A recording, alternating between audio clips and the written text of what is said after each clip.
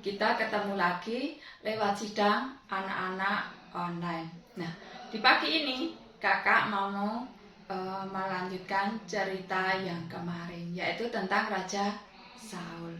Nah, adik-adik, sebelum kita melanjutkan untuk sidang anak-anak, kita menyeru nama Tuhan dan berdoa. Oh Tuhan Yesus, oh Tuhan Yesus, oh Tuhan Yesus, amin. Tuhan, sungguh kami bersyukur dan terima kasih. Di pagi ini Engkau senantiasa menjaga dan merawat kami. Tuhan, di pagi ini kami boleh kembali bersidang anak-anak Tuhan walaupun lewat online. Kiranya Engkau senantiasa menjaga dan merawat kami. Tuhan, kiranya Engkau juga membimbing kami awal, pertengahan hingga akhir sidang anak-anak ini berjalan sesuai dengan kehendak-Mu. Tuhan Yesus, kami perlu diri-Mu untuk senantiasa menjaga merawat kami. Biarlah kasih setia-Mu selalu tinggal pada diri kami, sehingga Tuhan sidang anak-anak ini, oh kami semua mendapatkan diri-Mu, mendapatkan saluran hayat-Mu. Terima kasih Tuhan, amin. Nah, adik-adik, minggu lalu kakak bercerita tentang Raja Saul yang melanggar perintah Tuhan. Nah, di pagi ini kakak mau bercerita tentang buku harian Raja Saul dan Daud. Nah, adik-adik, sebelumnya kakak mau tanya, mungkin kalian ya memiliki buku harian. Buku harian ini kebanyakan dimiliki oleh perempuan atau dimiliki oleh cewek-cewek. Nah, cowok pun saya kira juga banyak adik-adik yang memiliki buku harian. Mereka menuliskan suasana hati mereka. Mungkin ya mereka baru senang, atau mereka baru sedih hati, mungkin mereka baru galau. Sering buku harian ini sebagai tempat curhat kalian yang mempunyai buku harian. Jadi apa yang kalian alami itu ditulis semua di buku harian. Nah, adik-adik, di sini juga begitu adik-adik. Di sini ada Raja Saul dan Daud. Mereka juga mempunyai buku harian. Nah, buku harian Raja Saul dan Daud ini diungkapkan Allah melalui Alkitab. Nah, yuk kita membaca buku harian Saul. Nah, kita adik-adik dengarkan ya, kakak bacakan. Tuhan telah berkata kepadaku untuk memimpin tentara melawan orang-orang Amalek. Aku memberanikan diri memimpin tentara-tentaraku dan kami menang.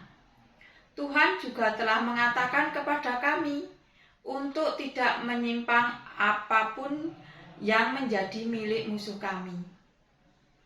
Tapi begitu banyak ternak yang tambun, aku dan orang-orangku ingin beberapa ternak tambun itu. Lagi pula, ternak-ternak itu bisa kami persembahkan sebagai korban bakaran untuk Tuhan. Jadi, kami menyisihkan ternak-ternak tambun itu. Tapi, semua yang jelek dan yang kurus sudah kami musnahkan, persis yang diperintahkan Tuhan. Oh ya, aku juga menyelamatkan Agag, raja orang Amalek. Lalu mengapa Nabi Saul harus marah kepadaku? Hanya karena aku tidak melakukan dengan tepat apa yang dikatakan Tuhan. Ternak-ternak itu kan urusan kecil. Masakan beliau begitu marah padaku? Beliau bilang bahwa aku telah melakukan apa yang jahat di mata Tuhan dan tidak mendengar suara Tuhan. Berlebihan sekali, bukan? Aku rasa aku telah menjadi raja yang baik selama ini. Dan hanya gara-gara urusan ternak itu, Nabi Samuel mengatakan bahwa aku tidak taat. Hari itu ketika Samuel hendak meninggalkan aku memegang puncak jubahnya, tetapi terkoyak. Saat itu Samuel berkata bahwa pada hari itu Tuhan telah mengoyakkan jabatan raja dariku. Ini tidak adil. Masa beliau mengatakan bahwa Tuhan telah menolak aku sebagai raja dan telah memberikannya kepada orang lain yang lebih baik dariku. Ini tidak adil. Ini tidak adil. Aku ingin tidak berhenti menjadi seorang raja. Akhir-akhir ini perasaanku kacau balau. Bawahanku mengatakan bahwa ada roh jahat yang suka mengganggu aku. Mereka mengusulkan agar aku memanggil seseorang untuk bermain kecapi bagiku. Kata mereka, ada seorang gembala muda di Bethlehem. Ia dapat bermain kecapi dengan sangat baik. Namanya Daud. Aku segera menyuruh mereka memanggil Daud untuk menghadapku. Wah, ternyata musik yang dimainkan Daud membuat aku lega dan nyaman. Aku suka padanya. Aku menyuruhnya tinggal di istana dan menjadi pelayanku. Kini ia menjadi pembawa senjataku. Daud ini memang hebat. Suatu hari ia melakukan sesuatu yang sangat mengejutkan. Benar-benar mengejutkan. Daud mengalahkan Goliat orang Filistin yang tingginya saja kira-kira 2,7 meter. Baju jirahnya bersisik dan beratnya 5.000 sital tembaga. Itu sama saja 57 kilogram. Gagang tombaknya luar biasa, seperti pesa tukang tenun. Mata tombaknya 600 sikal tembaga. Beratnya 6,84 kilogram. Benar-benar sampai sekarang aku masih tidak percaya dengan apa yang telah dilakukan Daud. Ia berkata dengan lantangnya, baik singa maupun beruang telah dihajar oleh hambamu ini. Dan orang Filistin yang tidak bersunat itu, ia akan sama seperti salah satu daripada binatang itu. Karena ia telah mencemooh barisan daripada Allah yang hidup. Lalu ia berkata lagi dengan lantangnya, Tuhan yang telah melepaskan aku dari cakaran singa dan cakaran beruang, Dia juga akan melepaskan aku dari tangan orang Filistin itu. Luar biasa. Lalu majulah ia hanya dengan umban dan batu. Benar-benar gila anak itu. Akhir-akhir ini aku sering mengutus Daud untuk pergi berperang. Ia selalu menang setiap pertempuran yang dipimpinnya. Maka aku mengepalai para prajurit. Aku sangat senang dan rakyatku pun menyukainya. Aku ingin meledak, kurang ajar. Semuanya menyebalkan. Tidak adil. Mereka bilang Saul mengalahkan beribu-ribu musuh, tetapi Daud berlaksa-laksa. Mereka pikir aku hanya bisa mengalahkan beribu-ribu musuh, sedangkan Daud berlaksa-laksa. Kurang ajar. Aku mengutus Daud untuk memimpin pertempuran bagiku, tapi rakyatku menganggap ia lebih hebat dariku. Mereka sangat menyukai Daud.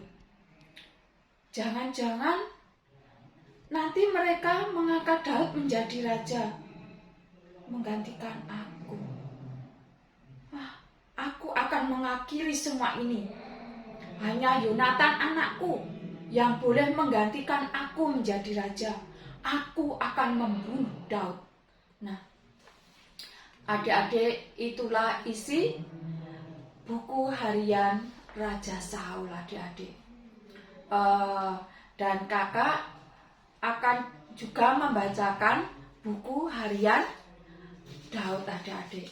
Tapi sebelumnya kakak mau bertanya pada kalian, pernahkah kalian mengungkapkan kesedihan kalian dengan nyanyian, atau kalian mengungkapkan rasa suka kalian dengan pujian, dengan nyanyian, atau pas kalian mau bermain, hujan deras, tiba-tiba hujannya berhenti, matahari bersinar, kalian melonjak-lonjak dengan bersukacita menyanyikan pujian buat Tuhan.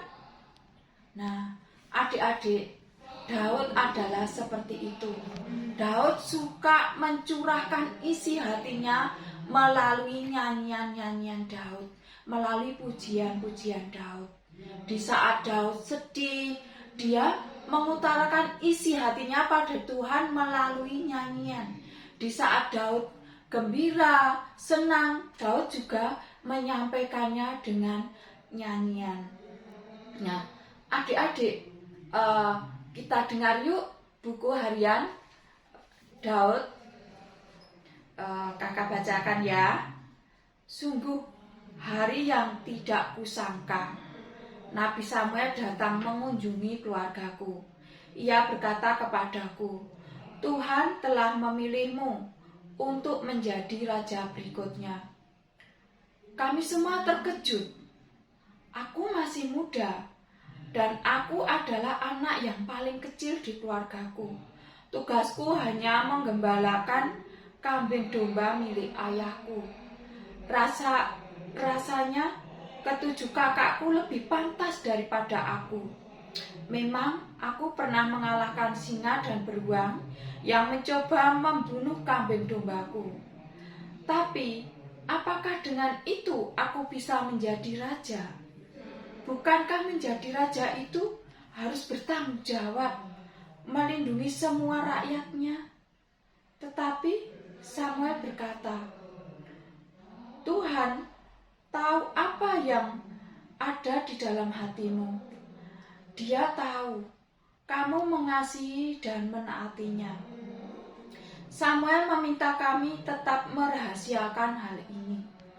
Tentu saja aku menaatinya. Biarlah Tuhan yang mengatur segalanya. Aku menunggu saja. Baru saja aku mendapat kejutan. Raja Saul memanggilku ke istana.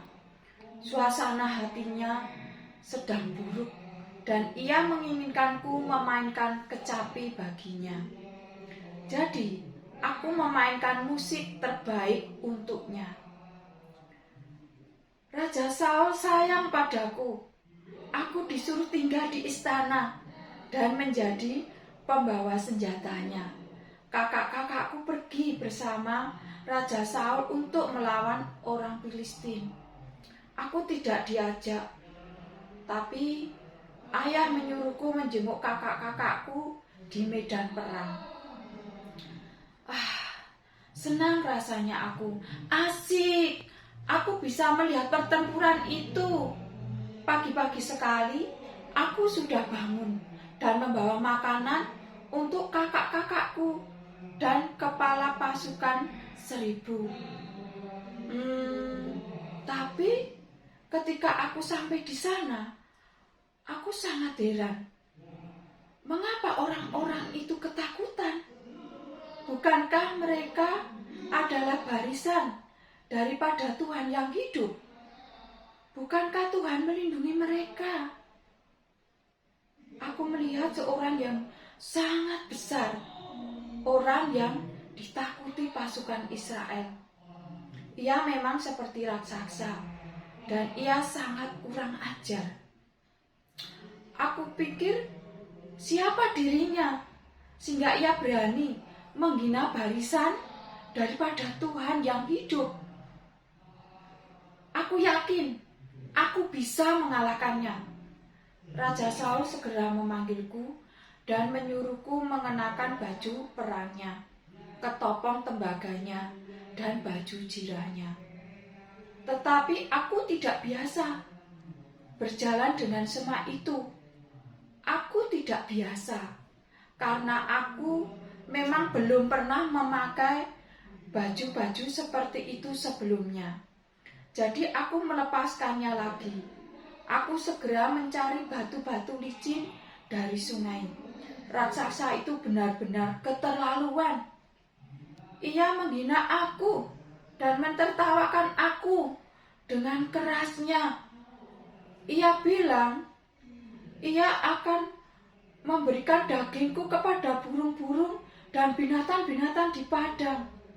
Aku membalasnya, aku berkata, engkau mendatangi aku dengan pedang dan tombak dan lembing, tetapi aku mendatangi engkau dengan nama Tuhan semesta alam, Tuhan segala barisan Israel yang kau tantang itu. Hari ini juga Tuhan akan menyerahkan engkau ke dalam tanganku, dan aku akan mengalahkan engkau dan memanggal kepalamu dari tubuhmu. Hari ini juga aku akan memberikan mayatmu dan mayat tentara-tentara Filistin kepada burung-burung di udara dan kepada binatang-binatang liar, supaya seluruh bumi tahu bahwa Israel mempunyai Tuhan, dan supaya segenap jemaat ini tahu bahwa Tuhan menyelamatkan bukan dengan pedang dan bukan dengan lembing, sebab di tangan Tuhan pertempuran dan ia menyerahkan kamu ke dalam tangan kami. Benar saja, syukur kepada Tuhan, ubanku terbenam dalam dahinya. Raksasa itu roboh segera. Apa ku bilang, Tuhan pasti melindungi kita. Raja Saul sering memintaku untuk memimpin beberapa pertempuran melawan musuh. Karena itu, karena ia adalah raja umat Tuhan, maka sebisa mungkin aku melakukan yang terbaik untuknya. Dan Tuhan selalu memberikan kesuksesan kepadaku. Dia menolong kami memenangkan setiap pertempuran. Tanpa pertolongan Tuhan, aku tidak mungkin bisa melakukan semua itu. Aku sangat bersyukur kepada Tuhan mau memakaiku. Orang-orang menyanyikan lagu yang hebat tentang aku, karena aku memenangkan pertempuran lagi. Hal itu membuatku tersipu malu. Sebenarnya Tuhanlah yang memberikan kesuksesan itu, tetapi raja tidak lagi merasa senang padaku. Raja Saul sangat iri padaku. Beliau berusaha membunuh aku. Beliau ingin iri kepadaku. Tuhan menolongku memenangkan pertempuran. Beliau ini iri karena orang-orang mengasihiku. Sebenarnya beliau tidak perlu iri padaku. Orang-orang juga mengasihinya. Lagi pula, ia adalah seorang raja yang diurapi Tuhan. Aku sangat menghormatinya. Nah, adik-adik, ini adalah isi buku harian Daud. Nah, Daud ini adalah keluarga dari seorang penggembala ya. Ayahnya bernama Isai. Nah, Isai ini juga memiliki 8 anak. Yang 7 itu semua gagah perkasa, elok parasnya. Nah, di saat Nabi Samuel datang ke rumah Daud untuk mencari Daud, tapi ayahnya tidak menghitung Daud karena Daud menggembalakan kambing dombanya di padang. Yang disodorkan pada Nabi Samuel adalah ke-7 kakak Daud. Nah, Saul pun berpikir bahwa ini pasti yang elok ini yang dipilih Tuhan untuk menjadi raja. Nah, ternyata satu persatu yang lewat di depan Nabi Samuel ini tidak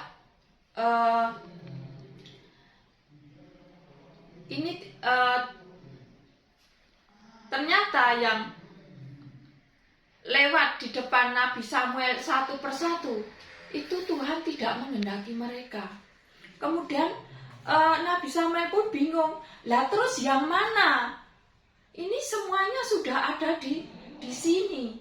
Tapi Tuhan berfirman bahwa masih ada satu anak Isai yang di padang. Kemudian Nabi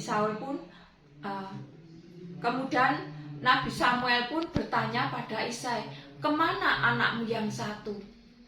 Katanya, dia ada di padang. Dia menggembalakan kambing domba. Kemudian Nabi Samuel pun menyusul Daud di padang. Dan ternyata Daud pun yang dipilih untuk menggantikan Raja Saul. Nah, di sini adik-adik, waktu Tuhan memilih raja untuk pertama kali, Tuhan memilih paras yang elok, yang begitu tampan. Tapi untuk menggantikan Raja Saul, Tuhan melihat hati, bukan melihat parasnya yang elok, parasnya yang tampan. Daud ini sebenarnya juga tampan, elok, tapi cuma agak pendek. Nah, Daud ini mempunyai hati yang begitu elok adik-adik. Dia apapun dia berharap pada Tuhan. Dia menaati semua perintah Tuhan. Nah, adik-adik, walaupun Daud tidak diperhitungkan oleh keluarganya, bahkan ayahnya sendiri tidak memperhitungkan Daud, tapi Tuhan memperhitungkan Daud. Tuhan memilih Daud sebagai pengganti Raja Saul karena Tuhan melihat hati Daud. Nah, adik-adik, untuk cerita kakak yang kali ini, kakak mengingatkan kalian kembali bahwa kita harus memiliki hati yang taat. Kita harus memiliki hati yang mengasihi Tuhan. Kakak mengingatkan kembali bahwa adik-adik perlu belajar untuk menaati perintah Tuhan, untuk mengasihi Tuhan, yaitu dengan belajar pada papa mama kalian. Papa mama kalian adalah wakil kuasa dari Tuhan. Kalian perlu belajar menaati setiap perintah-perintah papa mama kalian. Karena dengan menaati perintah papa mama kalian, kalian belajar menaati perintah Tuhan. Karena papa mama kalian adalah wakil kuasa Tuhan. Kalian belajar mengasihi Tuhan, yaitu dengan mengasihi keluarga kalian, mengasihi papa mama kalian, mengasihi kakak adik kalian, mengasihi teman-teman kalian, mengasihi seluruh keluarga saudara kalian. Nah, itu dari sekarang kakak merasa apa sih? Kakak juga perlu belajar untuk mengasihi Tuhan. Nah, adik-adik, kiranya kalian bersyukur dari kecil kalian sudah mengenal Tuhan. Kalian sudah belajar untuk mengasihi Tuhan, menaati perintah-perintah Tuhan. Nah, adik-adik, terima kasih kalian telah mengikuti sidang anak-anak walaupun lewat online. Sebelum kita berpisah, mari kita menyeru nama Tuhan dan berdoa. Oh Tuhan Yesus, oh Tuhan Yesus, oh Tuhan Yesus, amin. Tuhan, sungguh kami bersyukur kepadamu. Engkau telah memimpin kami awal, pertengahan hingga akhir sidang anak-anak ini Tuhan. Oh berjalan dengan lancar. Sungguh kami bersyukur kepadamu Tuhan. Oh akan setiap peringatan yang kau berikan pada kami. Tuhan, kami mau belajar menaati setiap perintah-Mu. Oh Tuhan, kami mau belajar mengasihi diri-Mu. Tuhan, karena Engkau Allah kami, Allah yang hidup, Allah yang terus membimbing kami ke jalan-Mu. Sungguh sih Tuhan, kami bersyukur kepadamu. Hingga sejak kecil Tuhan, Engkau telah Tuhan, membawa anak-anak untuk semakin mengasihi Dikau, untuk Tuhan menaati setiap perintah-perintah-Mu. Tuhan, biarlah Tuhan, dengan setiap cerita dari Alkitab, anak-anak semakin dapat mengasihi diri-Mu, dapat belajar terus untuk menaati Dikau. Oh, sungguh Tuhan, kami bersyukur kepadamu. Terima kasih Tuhan. Amin.